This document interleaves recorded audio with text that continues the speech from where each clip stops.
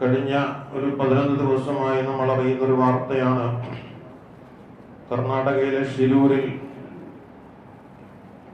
ഒരു മണ്ണിടിച്ചിലുമായി ബന്ധപ്പെട്ട് പല ജീവനുകൾ അപകടത്തിലാവുകയും അതിനോടൊപ്പം തന്നെ എന്നാൽ പല ജീവനുകൾ അപകടത്തിൽ, കുഞ്ഞുങ്ങൾ ഉൾപ്പെടെ ജീവനുകൾ അപകടത്തിലാവുന്നതിനോടൊപ്പം തന്നെ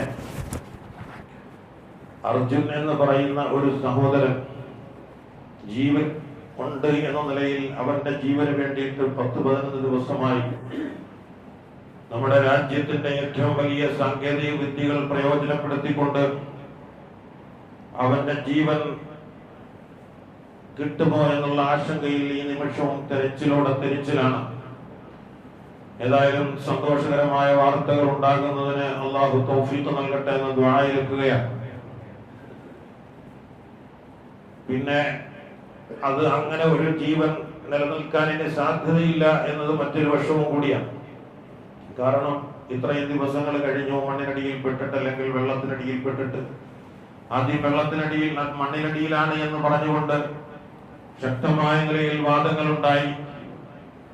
ഭയങ്കരമായ നിലയിൽ മണ്ണിനടിയിൽ തന്നെയാണ് എന്ന് പറഞ്ഞുകൊണ്ട് നമ്മൾ ഇവിടെ നിന്നുള്ള രഞ്ജിത്ത് ഇസ്രായേൽ എന്ന് പറയുന്ന ഒരാളും ശക്തമായി വാദിച്ചു. എനിക്ക് ആയുധങ്ങൾ തന്നു കഴിഞ്ഞാൽ ഞാൻ ഇപ്പോൾ കണ്ടെത്താമെന്നൊക്കെ പറഞ്ഞ് അവസാനം മണ്ണിനടിയിലില്ല എന്ന് ഉറപ്പിച്ചിട്ട് വലിയ വലിയ റഡാർ സംവിധാനങ്ങളോടുകൂടി വലിയ ഐബോർഡ് എന്ന് പറയുന്ന പ്രത്യേക ഒരു ക്യാമറ സംവിധാനം ഇപ്പോൾ അവിടെ നിരീക്ഷണം നടത്തുകയാണ്. ഏതായാലും ലോറി കണ്ടെത്തി എന്ന് പറയുന്നു. ഈ ലോറിയിലുണ്ടോ എന്നറിയില്ല. ഭയങ്കരമായ പ്രശ്നങ്ങളാണ്. ഒന്ന് ആലോചിച്ച് നോക്കുക.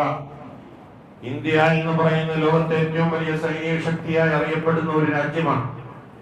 ആ സൈനിക ശക്തിയിലെ ഏറ്റവും പ്രബലമായിട്ടുള്ള ആളുകൾ വന്ന് സ്ക്യൂബ ഡൈവിംഗ് ഉൾപ്പെടെയുള്ള എത്രമാത്രം പൊടികലർന്ന വെള്ളത്തിലാണെങ്കിലും അതിന്റെ അഗാധതയിലേക്ക് താഴ്ന്നു പോയിട്ട് രക്ഷപ്പെടുത്തിയെടുക്കാൻ പറ്റുന്ന വലിയ സ്കൂബ ഡൈവിംഗ് ഒക്കെയുള്ള ആളുകൾ വന്നിട്ട് പോലും നമ്മുടെ പോലീസ്, നമ്മുടെ കർണാടകയിലാണ് ഈ സംഭവം, അവിടുത്തെ പോലീസ് എനിക്ക് പറ്റുന്നില്ല, അവിടുത്തെ റെസ്ക്യൂ പ്രവർത്തകർക്ക് പറ്റുന്നില്ല, അങ്ങനെ സൈന്യത്തിന്റെ വലിയ ഇടപെടലുകൾ നടത്തിയിട്ട് പോലും പറ്റുന്നില്ല എന്നത് നമ്മളൊക്കെ ആവർത്തിച്ച് ചിന്തിക്കേണ്ട വിഷയമാണ്. ഏതെങ്കിലും ഒരു മുല്ലപ്പെരിയാർ എങ്ങാനും പൊട്ടുകയാണെങ്കിൽ, അതല്ലെങ്കിൽ ഇവിടെ എന്തെങ്കിലും ഒരു കടല് ഇങ്ങോട്ട് ഇരച്ചു കയറുകയാണെന്നുണ്ടെങ്കിൽ ബഹുമാനപ്പെട്ട ജിബ്രീൽ അലൈഹിസ്സലാത്തു വസ്സലാമിന്റെ ചിറകിനെ ഒരു ചിറകൊന്ന് ചെറുതായിട്ടൊന്ന് തട്ടിയാൽ മതി, കടലൊക്കെ വേണമെങ്കിൽ നമ്മുടെ കരയിലേക്ക് മുഴുവൻ ഇടിച്ചു കയറുമെന്നുള്ളതാണ്. ഈ കടൽ എപ്പോഴും പാതിരാത്രി അള്ളാഹുവിനോട് ചോദിക്കുന്നു എന്നാണ്. പാതിരാത്രി സമയങ്ങളിൽ കടലിന്റെ പല ഭാഗങ്ങളും പാതിരാത്രിയാകുന്ന സമയങ്ങളിൽ അള്ളാഹുവിനോട് ചോദിക്കുമെന്നാണ്. അള്ളാഹുവെ, ഞങ്ങൾ ഈ തോന്നിയാസം കാണിക്കുന്ന മനുഷ്യരെ മുഴുവനും ഞങ്ങളങ്ങ് മുക്കിക്കൊട്ട കൊല്ല് കളയട്ടോ എന്ന് ചോദിക്കുമെന്നാണ്. പക്ഷെ അള്ളാഹു സുബ്ഹാനഹു വ തആല സമയമായിട്ടില്ല എന്ന് ഏത് രാത്രിയും കടലിന്റെ ഭാഗങ്ങളോട് അള്ളാഹു പറയുമെന്നാണ്. നമുക്കറിയാം, സുനാമി എന്ന് പറയുന്ന 2004 ഡിസംബർ 26-ന് 100,000-ഓളം ആളുകളുടെ ജീവനാണ് എടുത്തത്.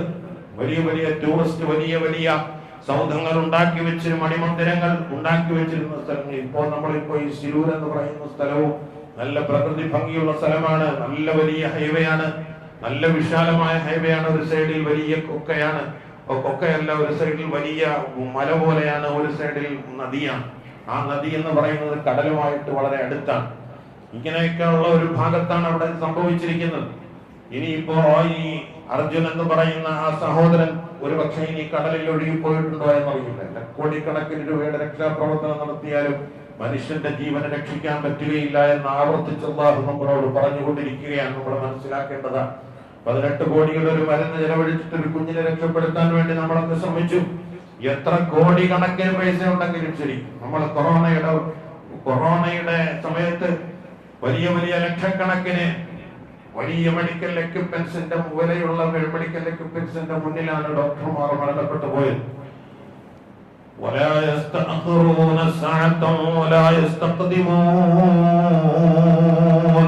അല്ലാഹു തന്റെ ഖുർആനിൽ പറഞ്ഞു, إذا جاء أجلها ولن يؤخر الله نفسا إذا جاء أجلها.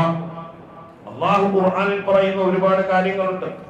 നമ്മളിപ്പോ ഇതുമായി ബന്ധപ്പെട്ട് നമ്മൾ വായിക്കുമ്പോൾ വിശുദ്ധ ഖുർആനിന്റെ ഓരോ ആയത്തുകളും കൂടെ നമ്മൾ മനസ്സിലാക്കണം. അഫഅമിൻതു അൻ യഖ്സിഫ ബികും ജാനിബൽ ബർറ ഔ യുർസില അലൈക്കും ഹാസിബാ ثم لا تجدوا لكم وكيلا.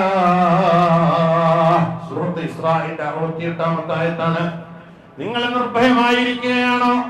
അഫഅമിൻതും നിങ്ങൾ നിർഭയമായിരിക്കുകയാണോ? യഖ്സിഫ ബികും ജാനിബൽ ബർറ, കരയിൽ തന്നെ നിങ്ങളെ പിടിച്ചാഴ്ത്തപ്പെടുന്നതിനെ തൊട്ട് നിങ്ങൾ നിർഭയമായിരിക്കുകയാണോ? നിങ്ങൾ നിൽക്കുന്ന ഭൂമി ഉറപ്പുള്ള ഭൂമിയാണെന്നാണ് നമ്മൾ ധരിക്കുന്നത്. ഇതുപോലെയുള്ള ഉറപ്പുള്ള ഭൂമികളിൽ തന്നെയാണ് ഈ ഉരുൾപൊട്ടൽ നടന്ന സ്ഥലങ്ങളിൽ മുഴുവനും വീടുണ്ടാക്കിയിട്ടുള്ളത്. ചരിത്രത്തിൽ അവിടെ ഉരുൾപൊട്ടൽ ഉണ്ടായിട്ടില്ല. പക്ഷെ ഉരുൾപൊട്ടൽ ഉണ്ടായതിനു ശേഷം പിറ്റേന്ന് വന്ന് പത്രക്കാർ നോക്കുമ്പോ, ആളുകൾ വന്ന് നോക്കുമ്പോ അവിടെ ഒരു വീട് പോലും അവിടെ ഉണ്ടായിരുന്നതായി തോന്നാത്ത നിലയിൽ പച്ച ജീവനോടുകൂടി കുഴിച്ചു മൂടപ്പെട്ട എത്രയോ ആളുകൾ. കല്ലം തവനമില്ലം എന്ന് ഖുർആൻ പറഞ്ഞതുപോലെ ഇന്നലെ അവിടെ ഒന്നുമേ ഇല്ലായിരുന്നുവെന്ന് വിശുദ്ധ ഖുർആൻ പറഞ്ഞതുപോലെ അല്ലാഹു അവന്റെ ഖുർആനിൽ കൂടി പറയുകയാണ്, അഫഅമിൻതും നിങ്ങൾ നിർഭയമായിരിക്കുകയാണോ? യഖ്സിഫ ബികും ജാനിബൽ ബർറ, കരയുടെ ഒരു ഭാഗത്ത് തന്നെ, കടലിനോട് ചേർന്ന ഭാഗത്തല്ലെങ്കിൽ നദിയോട് ചേർന്ന ഭാഗത്ത് തന്നെ നിങ്ങളെ ആഴ്ത്തപ്പെടുന്നതിനെ തൊട്ട് നിങ്ങൾ നിർഭയമായിരിക്കുകയാണോ? ഒരുപക്ഷെ അർജുന്റെ മൃതദേഹം അങ്ങനെ തന്നെയാകാം. കാരണം ഖുർആനാണ് ഈ രീതിയിൽ സംസാരിക്കുന്നത്. കരയുടെ ഒരു ഭാഗത്ത് നിങ്ങളെ ആഴ്ത്തപ്പെടുന്നതിനെ തൊട്ട് നിങ്ങൾ നിർഭയമായിരിക്കുകയാണോ? ഔ യുർസില അലൈക്കും ഹാസിബാ, അല്ലെങ്കിൽ ശക്തമായ കാറ്റ് വന്ന് നിങ്ങളുടെ മേൽ അടിച്ചു വീഴ്ത്തപ്പെടുന്നതിനെ തൊട്ട് നിങ്ങൾ നിർഭയമായിരിക്കുകയാണോ?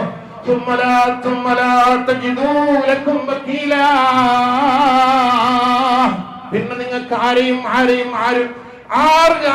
സഹായിയായിട്ട് ആരും നിങ്ങളുടെ കാര്യം ഏറ്റെടുത്ത് ആരും വരാനില്ല എന്ന് പരിശുദ്ധ ഖുർആൻ സൂറത്ത് ഇസ്രാഈലിന്റെ 68ാമത്തെ ആയത്താണ്. സൂറത്ത് നഹലിന്റെ 48, 45, 46 ആയത്തുകൾ.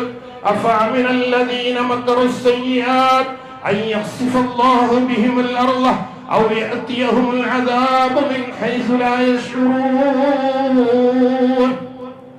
ആയത്തുകളൊക്കെ ഖുർആനിന്റെ ആയത്തുകൾ. നമ്മൾ വേൾഡ് ട്രേഡ് സെന്ററിന്റെ 2001 തോന്നുന്നു വേൾഡ് ട്രേഡ് സെന്ററിന്റെ സെപ്റ്റംബർ 11 സെപ്റ്റംബർ 11 ആ സമയത്ത് ചില ഉസ്താദുമാരൊക്കെ ഇങ്ങനെ ഈ സൂറത്ത് തൗബ എന്ന് പറഞ്ഞാൽ വിശുദ്ധ ഖുർആനിന്റെ 9ാമത്തെ സൂറത്താണ്. സെപ്റ്റംബർ 9ാമത്തെ ആയതാണ് ഈ സൂറത്ത് തൗബയുടെ ആയത്തുകൾ. കൃത്യമായി അവിടെ ഈ ഭയങ്കരമായ നിലയിൽ കെട്ടിടം ഇടിഞ്ഞു വീഴുന്നതിനെ കുറിച്ചും തീ കത്തുന്നതിനെ കുറിച്ചും വിശുദ്ധ ഖുർആൻ. നമ്മൾ ഖുർആനിനെ സാധാരണ ശൈലിയിൽ കണ്ടാൽ പലതും നമുക്ക് അതിനകത്ത് നമുക്ക് മനസ്സിലാക്കാൻ പറ്റാത്ത എന്തെല്ലാം ഉണ്ട് എന്ന് നമുക്ക് മനസ്സിലാക്കാൻ പറ്റില്ല. ചില ആളുകളുടെയൊക്കെ വായനകൾ ചിലപ്പോൾ നമുക്ക് തെറ്റായിട്ട്. അപ്പൊ അലിഫ് ലാം മീം എന്ന് പറയുന്നത് എം ആണ്. അത് അലിഫ് ലാം മീം എന്നുള്ളത് മുമ്പ് ഒരാൾ പറഞ്ഞതാണ്. അത് ഒരിക്കലും അത് ശരിയല്ല എന്ന് പറയുന്നതിനോടൊപ്പം പറയാം, എം എന്ന് പറഞ്ഞാൽ ഓം എന്നാണ് ഖുർആൻ തുടങ്ങുന്നത് എന്ന് ഒരാൾ പറഞ്ഞതായിട്ട് മുമ്പ് ഞാൻ വായിച്ചിട്ടുണ്ട്. ഓം എന്ന്, ഈ ഓം എന്ന് പറയുന്ന സംസ്കൃത പദം ഏകനായ ദൈവമേ എന്നാണ്. ഓം എന്ന് പറയുന്ന സംസ്കൃത പദത്തിന്റെ അർത്ഥം ഏകനായ ദൈവമേ എന്നാണ് അതിന്റെ അർത്ഥം. ഏതായാലും ഇതിനകത്തൊക്കെ ഒരുപാട് സിർറുകൾ, രഹസ്യങ്ങൾ, നമുക്കറിയാത്ത ഒരുപാട് രഹസ്യങ്ങൾ. ഇസ്ലാം എന്ന് വായിക്കുമ്പോൾ ISLAM എന്നാണ്. അതിനകത്ത് ഒരാള് സുബഹി നിസ്കരിക്കാത്ത ഒരാളാണെങ്കിൽ അയാള് ഇലാമയാകുന്നുള്ളൂ, ഇസ്ലാം ആകുന്നില്ല. കാരണം ഇശാ, സുബഹി, ദുഹർ, അസ്ർ, മഗ്രിബ് അതാണല്ലോ ഇസ്ലാം. ISLAM. ഇതിനകത്ത് ഒരാൾ സുബഹി നിസ്കരിക്കാതിരുന്ന അയാൾ ഇസ്ലാം ആകുന്നില്ല, അയാൾ ഇലാമയാകുന്നുള്ളൂ. അയാൾ അല്ലെങ്കിൽ ദുഹർ നിസ്കരിക്കാത്ത ആളാണെങ്കിൽ അയാള് ഇസ്ലാമയാകുന്നുള്ളൂ. ഇങ്ങനെ ചിന്തിച്ചാൽ കിട്ടാത്ത ഒരുപാട്. നിങ്ങൾക്കെങ്ങാണം നിങ്ങൾക്ക് ലൗ എന്ന് പറയുന്നു. ഇന്നൽ ലൗ തഫ്തഹു അമല ശൈത്താൻ ഒരു ഹദീസാണ്. ബഹുമാനപ്പെട്ട റസൂലുള്ളാഹി സ്വല്ലല്ലാഹു അലൈഹി വസല്ലം തങ്ങളുടെ ഹദീസാണ്. ലൗ എന്ന് പറയുന്നത് ശൈത്താന്റെ വാതിലുകളെ തുറക്കുന്നതാണ്. എന്താണ് ഈ ലൗ എന്നുള്ളത്? ഇംഗ്ലീഷിലെ ലൗ അല്ല, പക്ഷേ നബി സല്ലല്ലാഹു അലൈഹി വസല്ലം തങ്ങളോട് ഉദ്ദേശിച്ചിട്ടുള്ളത് ഹദീസുകളിൽ പറഞ്ഞിട്ടുള്ളത് ലൗ എന്ന് പറയുന്നത് എങ്കിൽ കിട്ടിയിരുന്നെങ്കിൽ, ഇങ്ങനെ അതൊക്കെ കിട്ടിയിരുന്നെങ്കിൽ, എനിക്ക് അങ്ങനെയൊക്കെ പോയിരുന്നെങ്കിൽ, എനിക്ക് ഇങ്ങനെയൊക്കെ കിട്ടിയിരുന്നെങ്കിൽ എന്ന് പറയുന്ന ആ എങ്കിൽ എന്ന് പറയുന്നത് ശൈത്താന്റെ വാതിലിനെ തുറക്കുമെന്നാണ് റസൂലുള്ളാഹി സ്വല്ലല്ലാഹു പക്ഷെ നമ്മൾ ഈ കാലഘട്ടത്തിൽ അത് എന്റെ സ്വന്തം ബുദ്ധിയിൽ തോന്നിയത് മാത്രമാണ് ഞാൻ ഈ പറയുന്നത്. പക്ഷെ ഒരിക്കലും നമ്മളൊന്നും ഈ പറയുന്ന ചില തെറ്റിദ്ധാരണകൾ ചിലപ്പോൾ ഉണ്ടാകാൻ സാധ്യതയുണ്ട് എന്ന് പറയുന്നതിനോടൊപ്പമാണ് ഞാൻ പറയുന്നത്. അങ്ങനെയല്ല എങ്കിൽ തന്നെയും ഇങ്ങനെയും നമുക്ക് വായിച്ചുകൂടെ? ഈ ആധുനിക കാലഘട്ടത്തിലെ ഖുർആന്റെ വായനകൾ നമ്മൾ ചിന്തിക്കുമ്പോൾ ഭയങ്കരമായ അത്ഭുതമാണ്. ബഹുമാനപ്പെട്ട പരിശുദ്ധ ഖുർആനിൽ അല്ലാഹു സുബ്ഹാനഹു വ തആല പറയുന്ന ആയത്തുകൾ എന്ന് പറയുന്ന നമ്മളെ ഇരുത്തി ചിന്തിപ്പിക്കുന്ന പല ആയത്തുകളുമുണ്ട്. പരിശുദ്ധ ഖുർആൻ പറയുകയാണ്, ഫഅമിനല്ലദീന മകറുസ്സയ്യിആത്ത്, തിന്മകൾ ചെയ്യുന്ന ആളുകൾ നിർഭയമായിരിക്കുകയാണോ? അയ്യഖ്സിഫല്ലാഹു ബിഹിമുൽ അർദ്, ഭൂമിയിൽ അവരെ അല്ലാഹു ആഴ്ത്തിക്കളയുകയില്ല എന്ന് നിർഭയമായിരിക്കുകയാണോ? ഔ യഅതിയഹുൽ അദാബു മിൻ ഹൈസു ലാ യശ്ഉറൂൻ, അവരറിയാത്ത ഭാഗത്തുകൂടി അല്ലാഹുവിന്റെ ശിക്ഷ അവർ വരുന്നവർക്ക് വരുന്നതിനെ തൊട്ടവർ നിർഭയമായിരിക്കുകയാണോ? ഔ യഅഖുദഹും ഫീ തഖല്ലുബിഹിം, അല്ലെങ്കിൽ അവരുടെ യാത്രയിൽ അവരെ ശിക്ഷ പിടികൂടാതിരിക്കുമെന്നതിനെ തൊട്ട് നിർഭയമായിരിക്കുകയാണോ? ഫമാഹും ബിമുഅ്ജിസീൻ, അവർക്കൊന്നും ചെയ്യാൻ പറ്റുന്നവരല്ല, അവർക്കൊരു കഴിവും മനുഷ്യന്മാർക്കില്ല എന്ന് വിശുദ്ധ ഖുർആനിൽ അല്ലാഹു സുബ്ഹാനഹു വ തആല സൂറത്തുൻ നഹ്ലിന്റെ 45-ാമത്തെ ആയത്തിൽ കൂടി അല്ലാഹു പറയുകയാണ്. തഖല്ലുബ് എന്ന് പറഞ്ഞാൽ അങ്ങോട്ടും ഇങ്ങോട്ടുമുള്ള യാത്രയാണ്. തഫ്സീർ ഇബ്നു കസീറിൽ കാണാം, ഖൗലുഹു ഔ യഅഖുദുഹും ഫീ തഖല്ലുബിഹിം ഫിൽ മആയിശി വഇസ്തിവാലിഹിം ബിഹാ മിൻ അസ്ഫാരി, യാത്രകളാണ്. യാത്രയിൽ അല്ലാഹുവിന്റെ അദാബ് ചിലപ്പോൾ ഇറങ്ങും എന്ന് വിശുദ്ധ ഖുർആനിൽ അല്ലാഹു സുബ്ഹാനഹു വ തആല പറയും. ഇതൊക്കെ നമ്മളെ പല രീതിയിൽ നമ്മൾ ചിന്തിക്കേണ്ടതുണ്ട്. മനുഷ്യരെന്ന് പറയുന്നത് ആത്മാവൊരിക്കലും മനുഷ്യനെ റൂഹിനെ പിടിച്ചു നിർത്താൻ കഴിയുകയില്ല എന്ന് എല്ലാവർക്കും അറിയാം. പക്ഷേ ഇന്നത്തെ ഏറ്റവും വലിയ സാങ്കേതിക വിദഗ്ധരുടെ ചിന്ത, മെഡിക്കൽ സയൻസിന്റെ ചിന്ത എന്ന് പറയുന്ന മനുഷ്യൻ എങ്ങനെ ആയുസ്സിനെ വർദ്ധിപ്പിക്കാമെന്നുള്ളതാണ്. പുതിയ പഠനങ്ങളിൽ പറയുന്നു, AI-യുടെ സഹായത്തോടെ പ്രവർത്തിക്കുന്ന കുഞ്ഞു റോബോട്ടുകൾ, നാനോ ടെക്നോളജിയിൽ പ്രവർത്തിക്കുന്ന കുഞ്ഞു റോബോട്ടുകൾ ശരീരത്തിൽ ഉള്ളിൽ കടന്ന ശരീരത്തിലെ എല്ലാ സ്ഥലങ്ങളിലും കടന്ന് ഡാമേജ് ആയ മുഴുവൻ സെല്ലുകളിൽ നിന്നും നന്നാക്കി, ആ സെല്ലുകളെ നന്നാക്കി വാർദ്ധക്യത്തെ ഏജിംഗ് പ്രോസസ്സിനെ ഇല്ലാതാക്കാൻ മനുഷ്യന് കഴിയുമെന്ന്, മനുഷ്യന് കണ്ടുപിടിക്കാൻ കഴിയുമെന്ന്, അത് കുറച്ച് വർഷങ്ങൾ കൂടി കഴിയുമ്പോൾ മനുഷ്യൻ ഒരിക്കലും വാർദ്ധക്യമാകാത്ത അവസ്ഥയിൽ എത്തിക്കാൻ മനുഷ്യന് കഴിയുമെന്ന് മനുഷ്യൻ ഇന്ന് കണ്ടെത്തിക്കൊണ്ടിരിക്കുകയാണ്, മനുഷ്യൻ പറഞ്ഞുകൊണ്ടിരിക്കുകയാണ്. പക്ഷേ ഒരു കാരണവശാലും ജീവൻ ഇവിടെ ജീവൻ എന്ന് പറയുന്ന വസ്തു എന്ന് പറയുന്നത് പോലും എന്താണെന്ന് ലോകശാസ്ത്ര ലോകത്തിന് അറിയില്ല. ആർക്കും അറിയില്ല എന്താണ് ഈ ജീവനെന്ന്.